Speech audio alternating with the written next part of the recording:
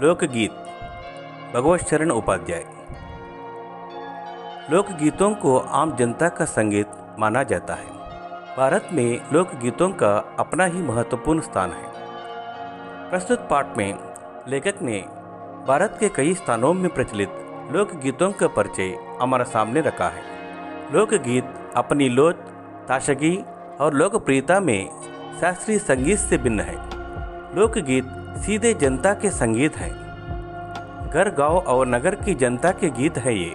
इनके लिए साधना की जरूरत नहीं होती। त्योहारों और विशेष अवसरों पर ये गाए जाते हैं। सदा से ये गाए जाते रहे हैं और इनके रचने वाले भी अधिकतर गांव के लोग ही हैं। स्त्रियों ने भी इनकी रचना में विशेष भाग लिया है।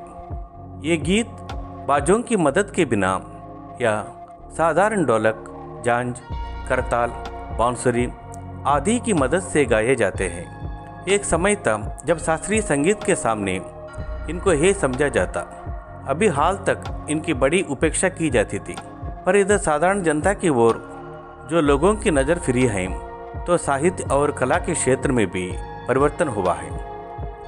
अनेक लोगों ने विविध बोलियों के लोक साहित्य और लोकगीतों के संग्रह पर कमर बांधी है और इस प्रकार के अनेक संग्रह अब तक प्रकाशित भी हो गए हैं।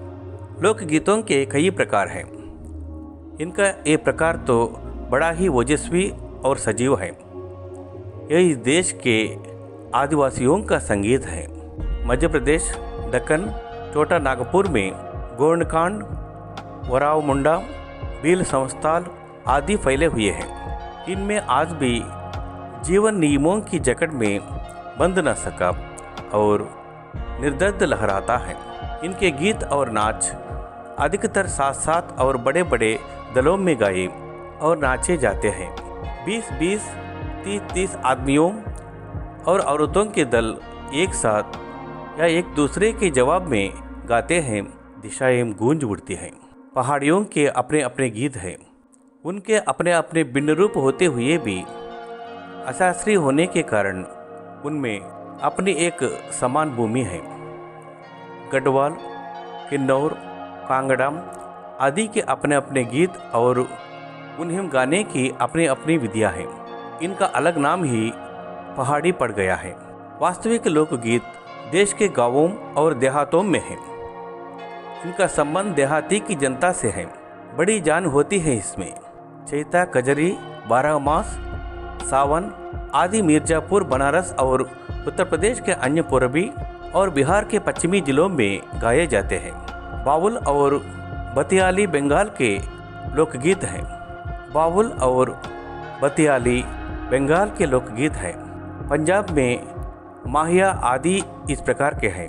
हीर रांझा, सोहनी, महिवाल संबंधी गीत पंजाब में और डोला मारू आदि के गीत राजस्थान में बड़े चाव से गाए जाते हैं। इन देहाती गीतों के रचयिता कोरी कल्पना को इतना मान ना देकर अपने गीतों के विषय रोजमर्रा के बहाने जीवन से लेते हैं, जिससे वे सीधे मर्म को छू लेते हैं। उनके राग भी साधारणतः पीलू, सारंग, दुर्गा, सावन, सोरठ आदि हैं। कहरवा, बिरहा, दोबिया आदि देहात में बहुत गाए जाते हैं और बड़ी भीड़ आकर्षित करते हैं। इनकी भाषा के संबंध में कहा जा चुका है कि ये सभी लोकगीत गाँवों में और इलाकों की बोलियों में गाए जाते हैं। इसी कारण ये बड़े आह्लादकर और आनंददायक होते हैं। राग तो इन गीतों के आकर्षक होती ही है। इनकी समझी जा सकने वाली भाषा भी इनकी सफलता का कारण है। भोजपुरी में करीब 30-40 वर्षों से विदेशिया का प्रचार हुआ है। गाने वालों के अनेक समूह इन्हें गाते हुए देहात में फिरते हैं। उधर के जिलों में विशेषकर बिहार में विदेशिया से बढ़कर दूसरा गाना लोकप्रिय नहीं है। इन गीतों में अधिकतर रसिक प्रियों और प्रियाओं की बात रहती है।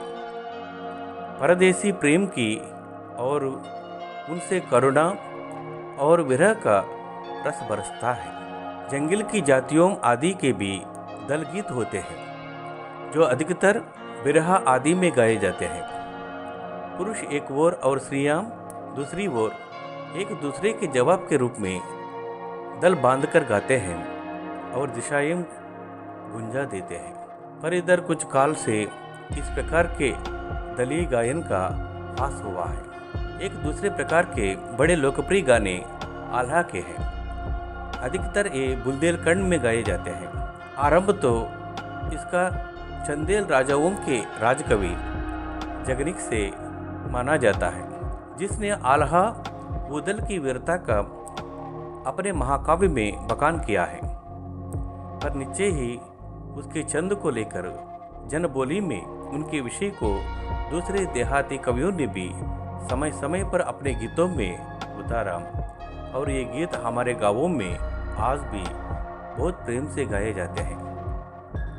इन्हें गाने वाले गांव-गांव ढोलक लिए गाते फिरते हैं।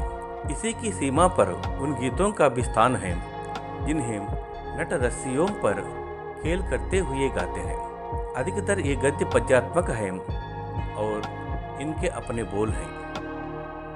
अनंत संख्या अपने देश में स्त्रियों के गीतों की है तो ये गीत भी लोकगीत ही, पर अधिकतर इन्हें औरतों की ही गाते हैं, औरतें ही गाती हैं। इन्हें सरजती भी अधिकतर वही हैं। वैसे नाचने वाले या गाने वाले मर्दों की भी कमी नहीं है, पर इन गीतों का संबंध विशेषतः स्त्रियों से है।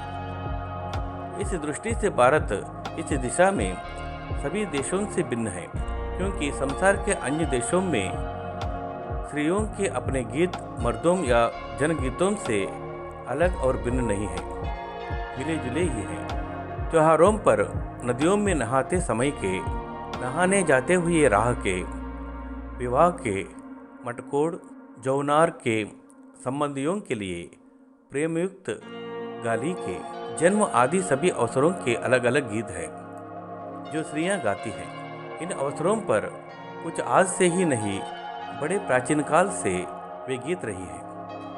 महाकवि कालिदास आदि ने भी अपने ग्रंथों में उनके गीतों का हवाला दिया है। सोहर, बानी, सहरा आदि उनके अनंत गानों में से कुछ हैं। वैसे तो 12 मासे पुरुषों के साथ नारियां भी गाती हैं। एक विशेष बात यह है कि नारियों के गाने साधारणतः अकेले नहीं गाए जाते, दल बांधकर गाए जाते हैं। अनेक कंठ एक साथ फूटते हैं, यद्यपि अधिकतर उनमें मेल नहीं होता। फिर भी त्योहारों और शुभ अवसरों पर वे बहुत ही भले लगते हैं। गांवों और नगरों में गायिकाएं भी होती हैं जो विवाह, जन्म आदि के अवसरों पर गाने के लिए बुला ली जाती हैं। सभी ऋतुओं में स्त्रियां उल्लसित होकर दल बांध कर गाती हैं, पर होली, बरसात की खजरी आदि तो उनकी अपनी चीज हैं जो सुनते ही बनती हैं। पूरब की बोलियों में अधिकतर मैथिल, कोकिल, विद्यापति के गीत गाए जाते हैं, पर सारे देश के कश्मीर से कन्याकुमारी, केरल तक और काठियावाड़, गुजरात, राजस्थान से उड़ीसा, आंध्रा तक अपने अपने विद्यापति हैं। स्त्रियां ढोलक की मदद से गाती हैं। अधिकतर उनके गाने के साथ नाच का भी फुट होता है।